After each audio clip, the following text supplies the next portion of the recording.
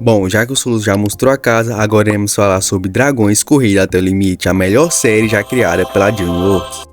Personagens. Os personagens dessa série são muito bem feitos, cada um com uma personalidade própria, onde essas personalidades se chocam ao longo da série e criam um elo de amizade e espírito de equipe. Pode não parecer, mas até os gêmeos ajudam muito no trabalho coletivo dos Cavaleiros de Dragões, seja com ideias malucas que de algum jeito dão certo, ou com sua grande capacidade de destruir as coisas por onde passam. O Melequento, mesmo com seu ego gigantesco e a sua desobediência, muitas vezes salvou os outros Cavaleiros de Dragões. A Astrid e o Perna de Peixe eu nem preciso falar, né, que eles contribuem muito para o time. O fato é que cada um tem sua função dentro do grupo, cada membro é importante. Com um cavaleiro que seja faltando, o grupo fica frágil, e é por isso que o Soluço e seus amigos tentaram de tudo para fazer o Melequento não deixar o grupo e voltar para Berk, porque eles sabiam que sem o Melequento o grupo ficaria estável e provavelmente se quebraria. Esse fato também mostra o segundo ponto que eu gosto muito nessa série, que é a divisão muito bem feita do protagonismo entre os personagens. Cada personagem tem episódios específicos focados nele, que desenvolve mais o personagem, e isso é algo raro em série com tantos personagens. Claro que o Soluço é o grande protagonista, porém os outros personagens também têm muito destaque na série, tanto que a gente descobre muita coisa sobre eles, como o fato do Melequento ter medo de falhar na frente do Soluço, ou o fato do Perna de Peixe gostar tanto de dragões que o mesmo não suporta a ideia de que seus antepassados eram caçadores de dragões. Toda essa dedicação com os personagens deixa essa série ainda melhor.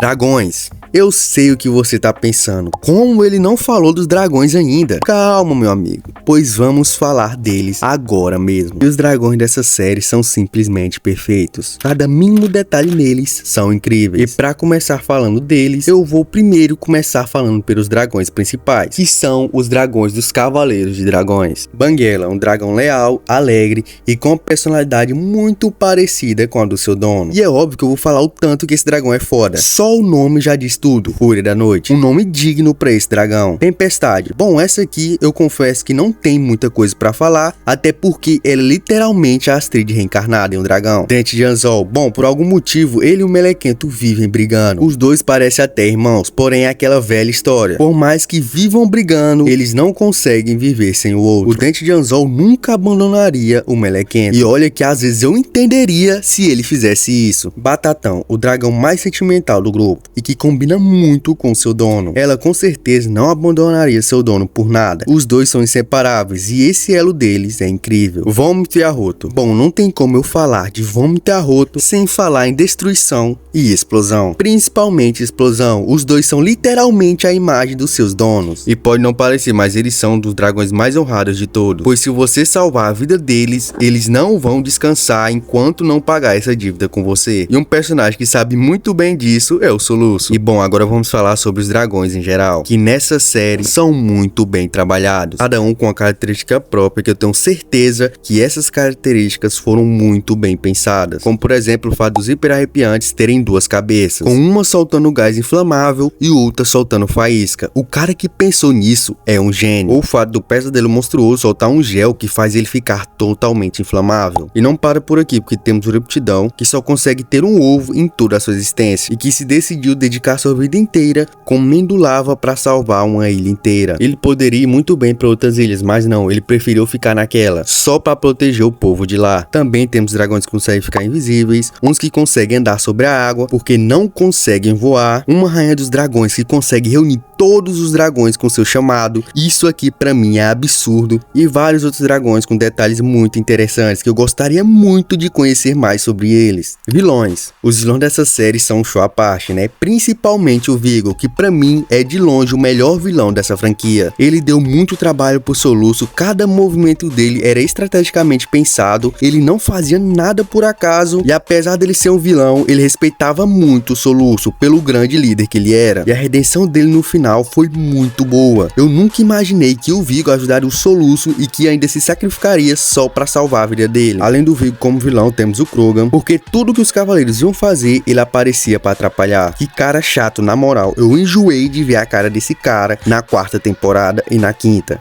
E agora vamos falar sobre o que era pra ser o grande vilão da série, que pra mim já era o Vigor, mas enfim. Estamos falando do Mercador Johan, que conseguiu enganar todo mundo, até mesmo quem tava assistindo a série. Porque eu nunca imaginei que o Johan era o líder da porra toda. Eu gostei muito desse plot twist da série, mas pra mim o Johan nem passou perto de ser um grande vilão. Óbvio que ele era muito inteligente, tanto que ele fez aquele plano pro Stoico e os soluços saírem de Berk e deixarem ela desprotegida, mas pra quem já tava acostumado com os planos incríveis do Viggo, isso não é nada. E pra mim o Johan foi muito mal aproveitado como vilão na sexta temporada, porque ele foi aparecer mais nos últimos episódios, então eu não achei ele um grande vilão, mas o plot foi muito foda. Melhor temporada. Bom, tivemos tantas temporadas boas que foi difícil escolher uma, porém a que mais me deixou empolgado em cada episódio que eu assistia foi a quarta temporada. Que temporada sensacional. Já começa com a continuação do episódio dos Defensores da Asa, que é muito bom. Nele vemos o que eu falei anteriormente, o Eruptidão que come lava para salvar os moradores da vila, e isso é incrível. E por ser a minha temporada favorita,